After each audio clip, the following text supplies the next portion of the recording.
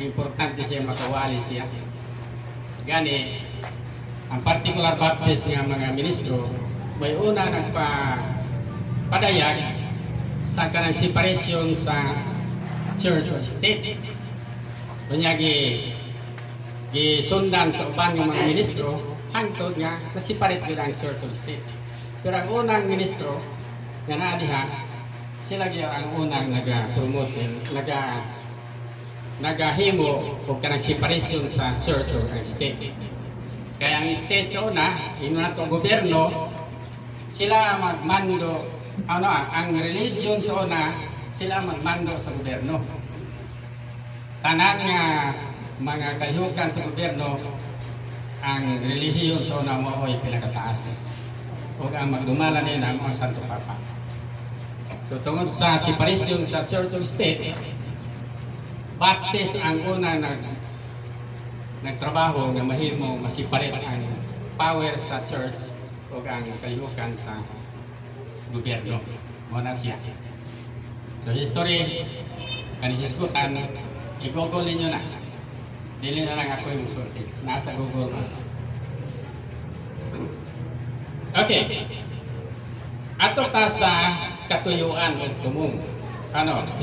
Diwasa mo sana ito ng Passover.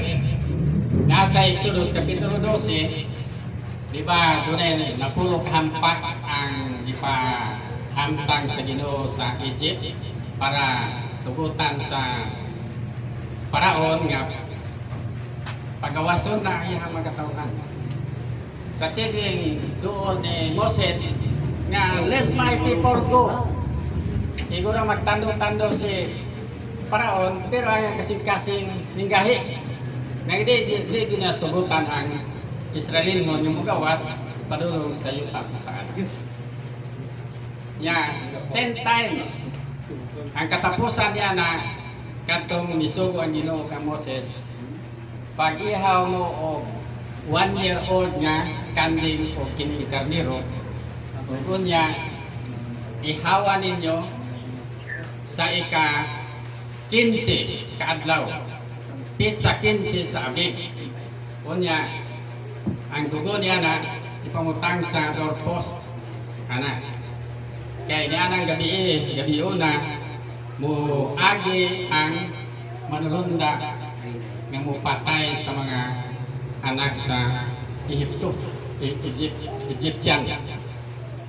Kung nakita doon ay dugo diha sa pultahan, labyan na sa manulunda nga patay sa mga taga-Egypt katong mga bata.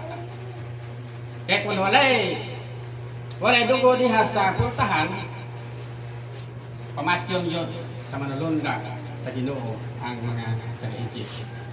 Di sa Israelinon, kung walay dugo diha sa ilang pultahan, apil siya kapatay. Muna ang historya sa Exodus Kapitulo 2. So tungod diha na kadtong paagi sa Ginoo, moto ang hinungdan nga misurrender si Paraon. Yan ang gilit go. Sige, panggawas na mo kay mga matay may kahurutinhi. Moto di tugutan na manglakaw na o nag-celebrate sila. Yan ang gabiyo na atol sa pag-celebrate, nakabaton sila o kagawasan o nahimo silang gawas ng katawhan sa Israel. Anak, mali sa ilano na. Pero hanyon tamo, kung ang Biblia, basahan ninyo ang Exodus Kapitulo 12. So, di man ta maglugay niya na, kaya bawalihong ko ninyo ana, berting lugaya na. Ato lang ta sa katuyuan. Kini, ituyo na to ni, kay kami manggong mga kaubanan, pareha ni Pastor Gilente, Pastor Albert Montero, Pastor Manatas, nagkauban-uban niya ni, pero nag-iyahe namin sa mga bulungaton kada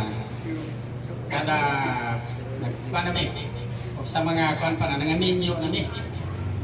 Di ba? Umaminyo, Pastor Edi, mag-iyahe mo panimalay, di ba? Di, madistor mo na ang pagkak, mag-ipong kakwarto sa isa ka, magdiayon. Di di ba, pastor nga tanong, iyahay lang tagbulo haton, pero isaray pagtuho, mo man ay sa ito muna. Karon kay usara man ang ato ang tumong tuyo, isara man atong pagtuho. Kanang gitawag ni James niya, precious faith. Usara precious, hamili nga pagtuho. Mato ni Pedro po, hamili nga pagtuho. Si Pablo po, nakabato, hamili nga pagtuho. Lain-lain sila o misyon, pero pareho sila kung pagtuho, hamili nga pagtuho. So doon natin tumong kung tuyo nini. Una, ako lang i-summarize, kining gitawag nga vision. Iskutan nato niya kung magpayo to. Vision, mission, and goal. Usa ni sa buluhaton sa Christian development, Christian church development. Nagyan naman ng Christian church development sa una, Bible College kami sa nag-4th year ni. Pero wala na ma-materialize tungkol kay ilalong na lagi sa mission, ilalong na ito sa denomination. Kung ang dapat magplano nini, ang ato ang nagdumala sa atong association o district or denomination. Karon, sa mga Baptist, doon ay okay sa mission. Murag mission minded. Pero doon na po ay mga non-mission minded. Sabta na ito na. Na po ay mga Baptist nga cooperative ang ilang espiritu. Sa ito pa magtapok yun para doon na sila pusok. Pero na ay mga Baptist po nga dili sila cooperative spirit. Kanya-kanya lang para makalihok lang siya giya. So, kana ang mga pangunahuna, kanya-kanya lagi una-una. Mura ba ka ng pamilya nga wala naman pasakop sa usa ka kuan ko dili iyahan lang po siya. Labi na kon maayo siya kahimtang. Ngayon yun siya mag-independente kay may katapos man siya kung magdumala o patindog sa iyahang guluhaton nga siya rato kay naa siya kakayahan. Pero sana man lang itong mga tao lagi na kinahanlan sa ating paraban. Di ba? Ngayon sa ka-ilustrasyon niya na ini panalitan, kural na yan ang pwede nagbayag, naglisod, pagkaon, naglisod ang kini nga kural ni na nagpuyo kung dako kang balay nga dato. Kini gawas niya, pabukan lang katong pobre dili. Ang ganansiyas pobre, abugra. Kung sa'y mumuho sa mayroon katong dato, sila sa rin ay mga kampang mumuho. Pero kini mga nagpuyo din sa sulod, may pang-iro, kay espesyal pang pagkaon, pero ang mga tao na gawas ng pobre, abugra ganansya. Ano man? Tungod kay, wala pagbati, may tungod niya itong mga tao na sa gawas na nagkinahanlan sila ang karapan. So, maranga, para sa ako kung nakita ninyo, sovereign grace, faith. Faith, nga naman, kay ang doktrina na ito, sovereign grace. Paala kung saan klase yung sovereign grace, landmark, magkawasan ka. Ang pagto, sovereign grace na adihan. Pero kay Baptist particular Baptist, opposite na sa General Baptist. Wala dito yun. So, ang tumong na ito dili man na ito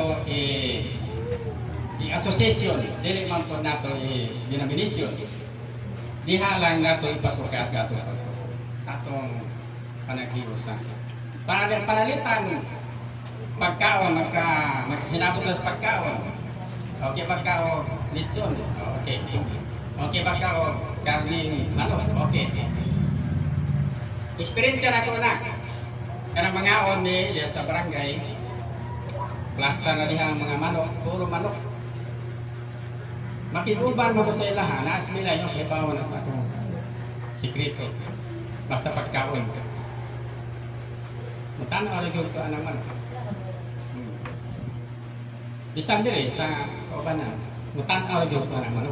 Nga naman, tungod kay supak man sa akong lawas, pastor. Magkakaon ko na mga tulong ko. Pwede din mukaon ko. Hindi mo na ikilig na ko sa una.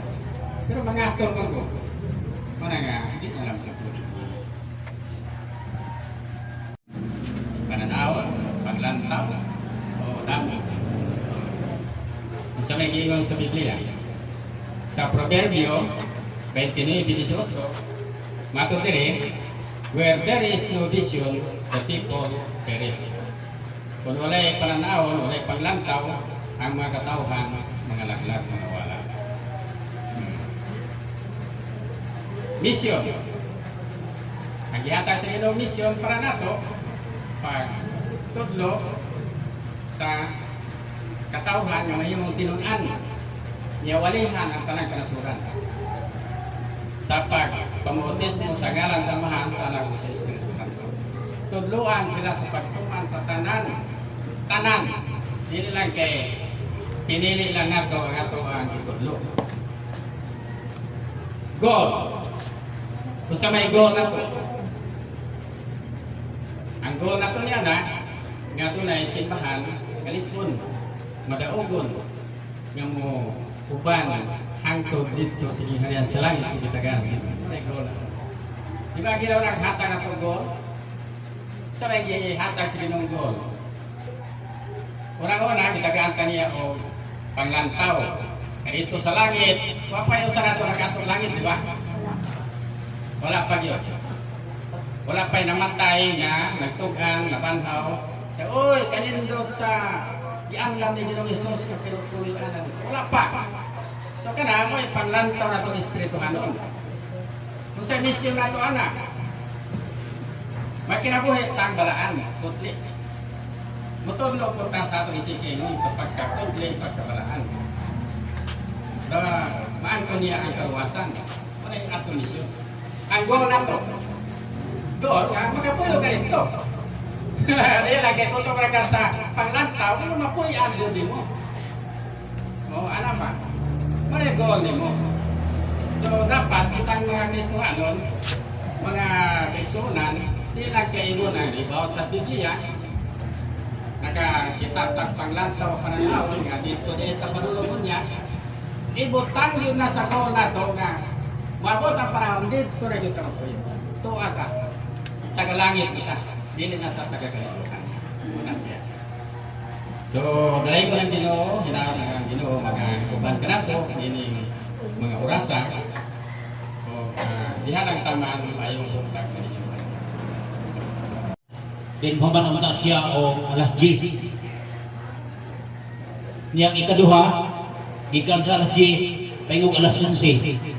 Si una na po isa kay speaker, then ang natapusan si Pastor Monatas niya ikan sa alas 11, paingon nato sa alas 12, then paniudto.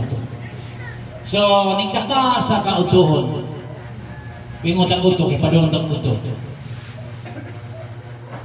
Kung gipiper man dihana sa lamisa ang mga pagkaon, mga utang espirituhano pagkaon, amen? Kay ingon na balang kasulatan, dili mabuhi ang tao sa tinapay lamang, kundi sa mga pulong. So balitulo kay speaker karon, siyarong kita mga busog. Amen. Manguli kita busog karon. Busog sa espirituhanon, busog kita sa material. So kini tulo kay speaker na do. Katawa ko kay ni Pastor Lubal nga ang atong dayo ng mga pastor, mga bisita mo'y magwali. Nya kita, sitting pretty lo na. Lingkod lo na. Dapat nindong. So, pinaka-importante ang pulong sa Ginoo ni takna sa kautuhon. Panginaw ko nga kuha atong gibilin dito sa balay nga una-una. Basig ito ay pinaka-importante dito. Ay sa ito una-una. Ang una-unaon mo karon ang pulong sa Dios nga imong kaunon. Upadulong ato sa imong kasing-kasing. Then hatag na nimo og kanang Gitawag paglaom sa imong kinabuhi. Amen? So dili ko maglangan una nga speaker na to ni naa sa kautohon atong ihatag ni